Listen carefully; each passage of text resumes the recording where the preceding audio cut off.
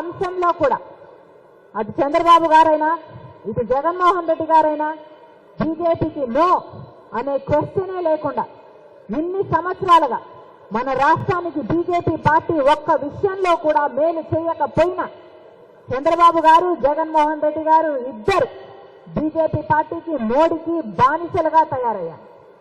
ఇది వాస్తవం. ప్రత్యేక హోదా మనకు 10 సంవత్సరాల కింద రావాల్సిన అంశం ఈ రోజుకి వరకు రాలేదు. బీజేపీ పార్టీ మనకు ప్రత్యేక హోదా ఇవ్వకపోయినా, పోలవరం ప్రాజెక్ట్ ఇవ్వకపోయినా, రాజధాని కట్టే విషయంలో సహాయం చేయకపోయినా, కడపలో స్టీల్ ఫ్యాక్టరీ లేకపోయినా, ఏ ఒక్క అంశంలో కూడా మనకు సహాయం చేయకపోయినా కూడా ఒక పక్క తెలుగుదేశం పార్టీ, ఒక పక్క వైసీపీ పార్టీ, జగన్మోహన్ రెడ్డి గారైనా చంద్రబాబు గారైనా దొందుతోంది. ఇద్దరు బీజేపీ పార్టీకి బానిసలు. చంద్రబాబు గారేమో పొత్తు పెట్టుకున్నారు 2014, మళ్ళీ విడాకులు తీసుకున్నాడు, ఇప్పుడు మళ్ళీ పొత్తు పెట్టుకుంటున్నాడు.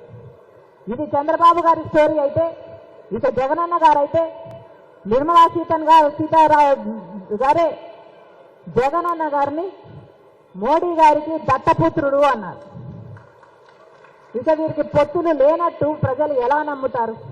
ఒకరిది బహిరంగ పొత్తు అయితే ఇంకొకరిది రహస్య పొత్తు, ఒకరిది సక్రమైన పొత్తు అయితే ఇంకొకరిది అక్రమమైన పొత్తు. వాస్తవం కాదా? ఇద్దరూ పొత్తులు పెట్టుకోలేదా? ఈ విషయాలన్నీ ప్రజల్లోకి తీసుకువెళ్ళాలి.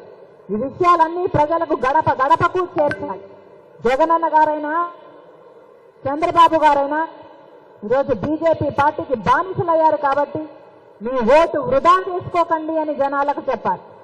మీరు బీజేపీకి ఓటు వేయకపోయినా, తెలుగుదేశం పార్టీకి ఓటేసినా, వైసీపీ పార్టీకి ఓటేసినా అది పడేది మాత్రం బీజేపీ ఖాతాలోనే. మళ్ళీ బీజేపీ పార్టీ కేంద్రంలో అధికారంలోకి రావాలంటే వీళ్ళిద్దరికీ ఓట్లేయాలి. మళ్ళీ బీజేపీ పార్టీ రాష్ట్రంలో రాజ్యం ఏలాలంటే, ఒక్క సీటు గెలవకపోయినా మళ్ళీ మన రాష్ట్రంలో రాజ్యం ఏలాలంటే వైసీపీకి ఓటేయాలి, లేదా జనసేనకు ఓటేయాలి, లేదా టీడీపీకి ఓటేయాలి. ఎందుకంటే వీళ్ళ ముగ్గురు ఒకటే కాబట్టి.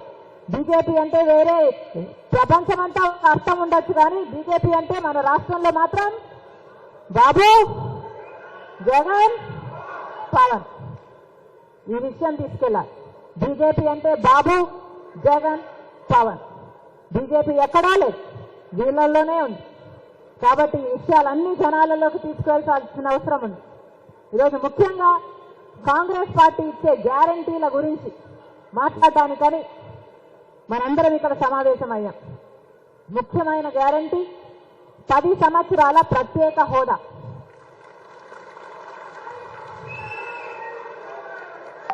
ఏ ఇతర పార్టీ ఈ విషయం గురించి మాట్లాడదు. బీజేపీ పార్టీ అయితే మన రాష్ట్రానికి వెన్నుపోటే పొడిచింది కాబట్టి బీజేపీ పార్టీ ప్రత్యేక హోదా గురించి మాట్లాడదు. చంద్రబాబు గారైనా జగనన్న గారైనా ఇద్దరు ఆ బీజేపీ పార్టీకి బానిసలుగా మారి ప్రత్యేక హోదా అన్న ఊసే లేకుండా చేశారు.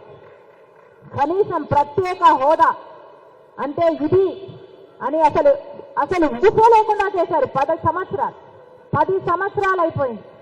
ఆ రోజైతే పొత్తు పెట్టుకుంటున్న రోజు చంద్రబాబు గారు చెప్పిన విషయం 10 సంవత్సరాలు ఇప్పుడు 15 సంవత్సరాలు ప్రత్యేక హోదా కావాలి అన్నారు. కానీ ముఖ్యమంత్రి అయ్యాడు, కేంద్రంలో వాళ్ళతో పొత్తు పెట్టుకున్నాడు కాబట్టి మంత్రి పదవులు తీసుకున్నాడు. ముఖ్యమంత్రి అయిన తర్వాత ప్రత్యేక హోదాను పూర్తిగా మర్చిపోయాడు, ఊసరవాడిగా మారాడు. అసలు ప్రత్యేక హోదా అవసరమే లేదు అని మాటలు చెప్పారు. రండి మూకుమ్మడిగా రాజీనామాలు చేద్దామన్నాడు. మూకుమ్మడిగా రాజీనామాలు చేస్తే ప్రత్యేక హోదా ఎందుకు రాదో చూద్దామన్నాడు జగనన్న గారు. ఆ తర్వాత జగనన్న గారిని నమ్మి ఓట్లేస్తే ఒక్కటంటే ఒక్క నిజమైన ఉద్యమమైనా చేశాడు ఆ ప్రత్యేక హోదా కోసం జగనన్న గారు? చేయలేదు. ప్రత్యేక హోదా గురించి ఒక్క నిజమైన ఉద్యమము చేయలేదు. ఈరోజు ఇంతమంది ఎమ్మెల్యేలు ఎంపీలు ఉన్నా కూడా ఒక్కరు కూడా రాజీనామాలు చేయలేదు. 23 మంది ఎంపీలను గెలిపిస్తే ఒక్కరు కూడా రాజీనామాలు చేయలేదు. వాళ్ళ పదవులు వాళ్ళకు ముఖ్యమైపోయాయి. స్వలాభం కోసం రాష్ట్రాన్ని తాకట్టు పెట్టేశాడు జగనన్న గారు. ఈరోజు ఒక్క కాంగ్రెస్ పార్టీ మాత్రమే ప్రత్యేక హోదాకి కట్టుబడి ఉంది. ఆంధ్ర రాష్ట్రానికి ప్రత్యేక హోదా రావాలి అని కాంగ్రెస్ పార్టీకి బలంగా ఉంది కాబట్టే, రాహుల్ గాంధీ గారికి మరి ముఖ్యంగా ఉంది కాబట్టే, ప్రత్యేక హోదా గురించి ఇంతగా ఆలోచన ఉంది కాబట్టే అధికారంలోకి వచ్చిన వెంటనే ప్రత్యేక హోదా మీద మొట్టమొదటి సంతకం చేస్తానని చెప్పాడు రాహుల్ గాంధీ గారు. కాబట్టి మనం ప్రజల్లోకి తీసుకెళ్ళాలి. ప్రత్యేక హోదా చాలా ముఖ్యమైన అంశం. పక్క రాష్ట్రాలలో ప్రత్యేక హోదా వస్తే ఒక రాష్ట్రంలో, చిన్న రాష్ట్రంలో 2000 కొత్త పరిశ్రమలు వచ్చాయి. ఇంకొక